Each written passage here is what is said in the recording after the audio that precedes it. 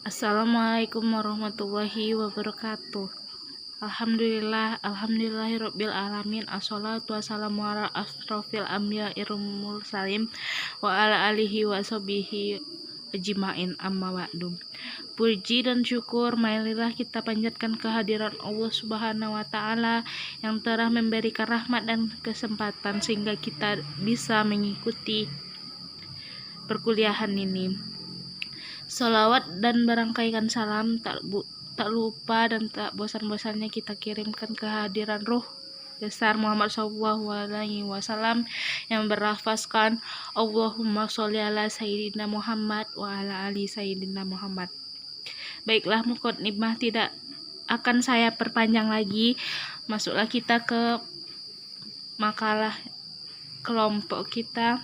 Saya sebagai moderator, nama saya Fioniza Rahmatillah Zikra, NIM 20 30 11 10 11 10 45. Baik, Assalamualaikum warahmatullahi wabarakatuh. Saya Farizaki Al-Qalbi, NIM 20 30 11 10 42. Saya sebagai pembaca makalah. Terima kasih. Assalamualaikum warahmatullahi wabarakatuh. Bismillahirrahmanirrahim. Assalamualaikum warahmatullahi wabarakatuh. Perkenalkan, nama saya Fauza dari kelompok 1 Bahasa Indonesia dengan nomor NIM 20 30 11 10 43. Assalamualaikum warahmatullahi wabarakatuh. Perkenalkan, nama saya Fitrinya Sitoh dengan nomor NIM 203011111046. Tugas saya di makalah ini yaitu menambahkan makalah dan editor video. Baiklah, terima kasih. Assalamualaikum warahmatullahi wabarakatuh. Saya Fitria Siska dengan NIM 2030111047. Saya sebagai sekretaris. Terima kasih. Wassalamualaikum warahmatullahi wabarakatuh. Assalamualaikum warahmatullahi wabarakatuh. Nama Friska Mega Putri dari PGMIB, NIM 20 30 11 10 48. Tugas sebagai pembuat makalah. Assalamualaikum warahmatullahi wabarakatuh. Assalamualaikum warahmatullahi wabarakatuh. Nama saya Gea Amanda dari lokal PGMIB dengan NIM 20301111050. Saya sebagai pembuat PowerPoint. Baiklah, pembacaan makalah oleh saudara Faris dipersilahkan. Terima kasih kepada moderator yang telah memberi saya kesempatan untuk membaca materi ini. Baiklah, saya Farizaki Al-Qalbi akan membacakan hasil diskusi kami kelompok 1 tentang paragraf. 1. Hakikat paragraf. Sebagai suatu entitas, paragraf ini memiliki hakikat. Pada paragraf terdapat sesuatu yang merupakan penanda sebagai sebuah paragraf. Sesuatu yang bersangkutan merupakan hal yang mengeksiskan satuan yang bersangkutan sebagai paragraf. Itulah hakikat paragraf. Deskripsi hakikat paragraf ini terangkum pada pengertian paragraf. Untuk memperjelasnya, dapat dipelajari unsur pembentuknya. Oleh karena itu, pada bagian ini disajikan pengertian dan unsur pembentuk paragraf. Paragraf disebut juga alinea. Kata paragraf diserap ke dalam bahasa Indonesia dari kata Inggris paragraf. Sedangkan kata alinea dari bahasa Belanda dengan ejaan yang sama. Yang kedua, unsur pengembangan paragraf. Unsur-unsurnya yaitu 1. Topik atau gagasan utama.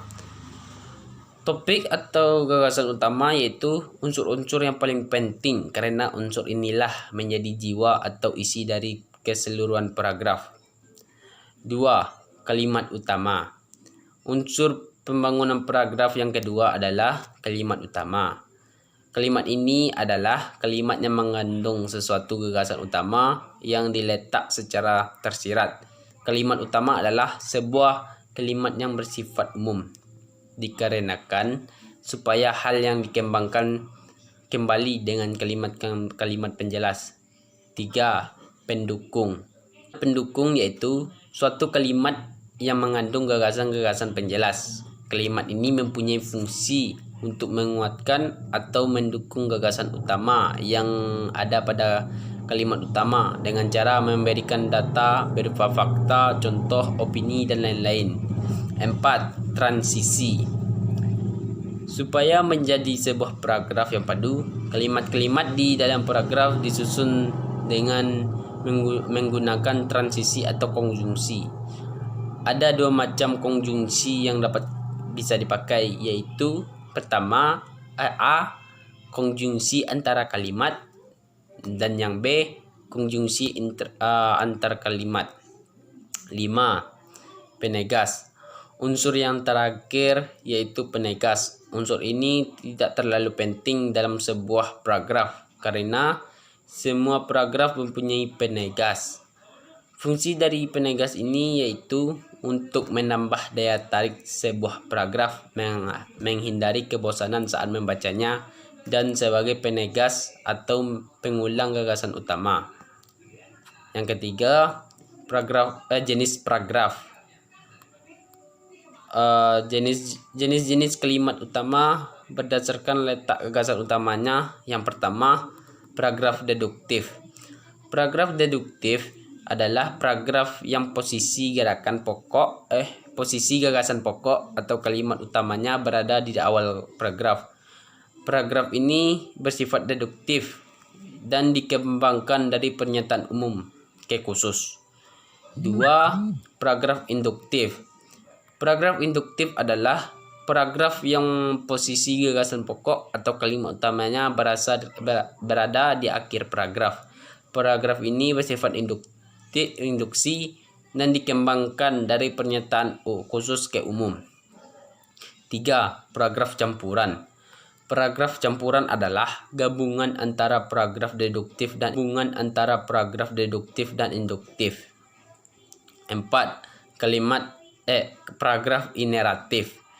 Paragraf ineratif adalah kebalikan dari paragraf campuran. Jenis paragraf ini diawali oleh kalimat-kalimat penjelas, kemudian diikuti oleh kalimat utama paragraf, dan kemudian dilanjutkan kembali dengan kalimat-kalimat penjelas. Yang keempat, pola pengembangan paragraf. Pola-polanya yaitu 1. Pola artiklimaks. Utama dalam paragraf dari bawah menuju ke gagasan utama yang paling atas atau puncak. Klimaks juga dapat diartikan sebagai bagian dalam sebuah karangan yang mendeskripsikan atau menceritakan peristiwa sampai pada konflik yang paling tinggi. 2. Pola sudut pandang.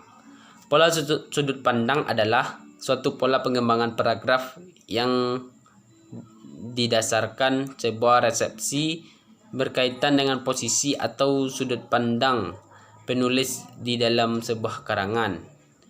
3. Perbandingan dan pertentangan. Pola perbandingan merupakan sebuah pola yang mengamati persamaan yang dimiliki oleh dua buah objek atau lebih yang memiliki suatu kesamaan tertentu untuk dibandingkan. Sedangkan pola pertentangan lebih banyak menonjol perbedaan yang ada pada dua objek atau lebih yang ada di dalam suatu paragraf. 4. Pola analogi.